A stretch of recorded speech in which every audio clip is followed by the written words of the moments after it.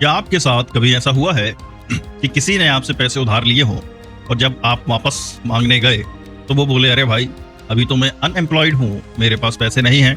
और जब आप उनकी सोशल मीडिया प्रोफाइल देखते हैं तो वो हर महीने गोवा मनाली की ट्रिप कर रहे होते हैं। अगर हाँ, तो आज का मामला कुछ ऐसा ही है मेरे दोस्त, जहाँ एक पति अपनी पत्नी और बच्चे को गुजारा भत्ता देने से बचने के लिए खुद को अनएम्प्लॉयड बता रहा था, लेकिन दिल्ली हाई कोर्ट ने उसकी इस चालाकी को कैसे पकड़ा और क्या शानदार फैसला सुनाया, आज हम यही जानेंगे। आज हम बात करने वाले हैं एक बहुत ही महत्वपूर्ण और संवेदनशील मुद्दे पर, पति पत्नी और बच्चे के भरण पोषण से जुड़े एक लेटेस्ट जजमेंट। ये जजमेंट आया है एक्स वर्सेस वाई के केस में, क्योंकि इसमें नाम बताना उचित नहीं होता है। और इसमें दिल्ली हाई कोर्ट ने साफ साफ कह दिया है कि कोई भी टेक्निकल डिले या प्रोसीजरल लैप्स यानी तकनीकी देरी या प्रक्रिया में खामी किसी पत्नी और बच्चे के अंतरिम भरण पोषण के अधिकार को हरा नहीं सकती। और दोस्तों, जैसा कि आपने बताया, ये जजमेंट पुराने सीआरपीसी की धारा 125 से जुड़ा है, लेकिन अब हमारे नए कानून भारतीय नागरिक सुरक्षा संहिता BNSS 2023 में ये धारा 144 हो गई है। तो हम इन दोनों सेक्शंस को साथ साथ समझेंगे ताकि आपको पूरी क्लैरिटी मिल सके। चलिए शुरू करते हैं इस केस की शानदार कहानी को। तो दोस्तों, कहानी शुरू होती है एक पति और पत्नी के बीच, जहां पत्नी ने पति से अपने और अपने 5 साल के बच्चे के लिए अंतरिम भरण पोषण मतलब इंटरिम मेंटेनेंस की मांग की। पत्नी ने फैमिली कोर्ट में गुहार लगाई और बताया कि उसका पति हर महीने किराए से ही 4 लाख रुपए से ज्यादा कमाता है और एक बहुत ही अच्छी लाइफस्टाइल जीता है। लेकिन पति ने इस बात को सिरे से नकार दिया। उसने कोर्ट में दलील दी कि वह तो अनएम्प्लॉयड है, यानी उसके पास कोई काम धंधा नहीं। और तो और उसने कहा कि वो अपनी बीमार मां पर निर्भर है जिन्हें स्टेज 3 का ब्रेन ट्यूमर है। यानी पति ने खुद को बेचारा और लाचार साबित करने की पूरी कोशिश की। लेकिन दोस्तों, यहाँ एक बहुत बड़ा झोल था। पति ने अपनी बात को साबित करने के लिए कोई इनकम टैक्स रिटर्न्स या बैंक स्टेटमेंट पेश नहीं किए। उसने सिर्फ पैर डिनायल दिया, यानी सिर्फ मना कर दिया और उसकी कोई इनकम नहीं है। अब बात पहुंची दिल्ली हाई कोर्ट में, जहां जस्टिस स्वर्णकांता शर्मा ने इस मामले को सुना। कोर्ट ने बहुत ही बारीकी से पति की दलीलों को परखा। दोस्तों, दिल्ली हाई कोर्ट ने साफ कहा कि टेक्निकल देरी या प्रोसीजरल लैप्स नहीं चलेंगे। कोर्ट ने साफ किया कि धारा 125, जो कि अब BNSS की धारा 144 है, इसका मकसद ही ये है कि पत्नी और बच्चों को तुरंत राहत मिले। अगर इस प्रक्रिया में जानबूझकर देरी की जाए या कोई तकनीकी खामी दिखाई जाए तो वो मंशा पूरी नहीं हो पाएगी। पति को तुरंत भरण पोषण देना ही होगा।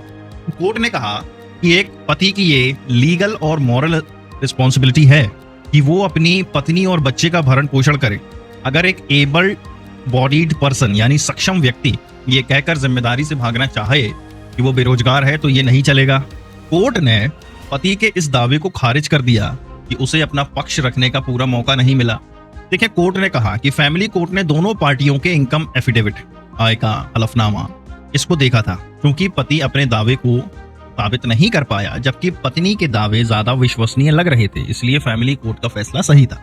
देखें, कोर्ट ने एक बहुत ही शानदार बात कही। उन्होंने कहा कि एक 5 साल का बच्चा है जिसकी जरूरतें खाना, कपड़े, पढ़ाई लिखाई, हेल्थ केयर सबकी जिम्मेदारी पिता की ही है। पत्नी भले ही क्वालिफाइड हो या कमाने में सक्षम हो, लेकिन इससे पति की जिम्मेदारी खत्म नहीं हो जाती। इन सभी बातों को देखते हुए हाई कोर्ट ने फैमिली कोर्ट के उस फैसले को सही ठहराया जिसमें पति को अपनी पत्नी और बच्चे को 50,000 रुपए पर मंथ इंटरिम मेंटेनेंस देने का आदेश दिया गया था। अब दोस्तों, इस जजमेंट का सबसे महत्वपूर्ण पहलू है कानून को समझना। तो सीआरपीसी की धारा 125 और BNSS की धारा 144, दोनों का मकसद एक ही है, पत्नी, बच्चों और माता पिता को भरण पोषण यानी मेंटेनेंस दिलाना जब वो खुद का गुजारा नहीं कर सकते।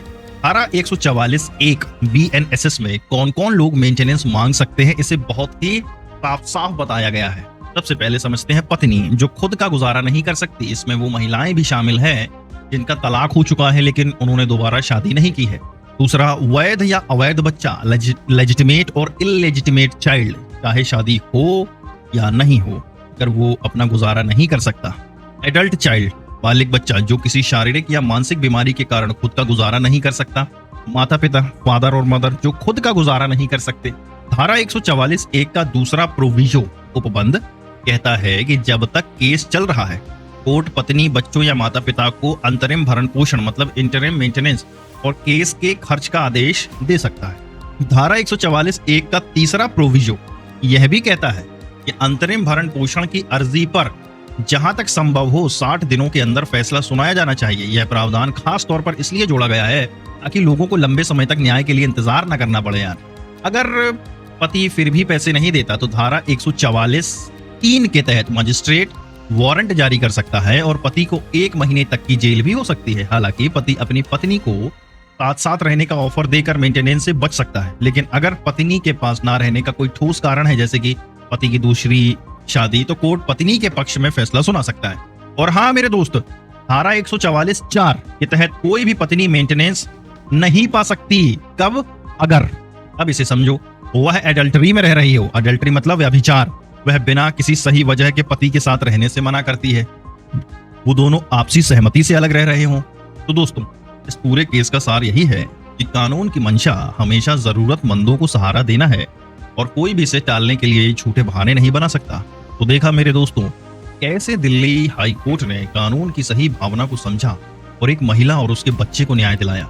कोर्ट ने साफ कर दिया कि झूठे बहाने और तकनीकी चालबाजियां कानून की नजर में नहीं टिकेंगी। मुझे उम्मीद है कि आपको यह जजमेंट और बीएनएसएस की धारा 144 बहुत ही आसान भाषा में समझ आ गई होगी। और अगर आपका कोई सवाल हो तो आप कमेंट बॉक्स में पूछ सकते हैं। इस वीडियो को कृपया कर लाइक करें, शेयर करें और हमारे चैनल को सब्सक्राइब जरूर करें ताकि ऐसे ही ज्ञानवर्धक और मजेदार कानूनी जानकारी आप तक पहुंचती रहे। नमस्कार।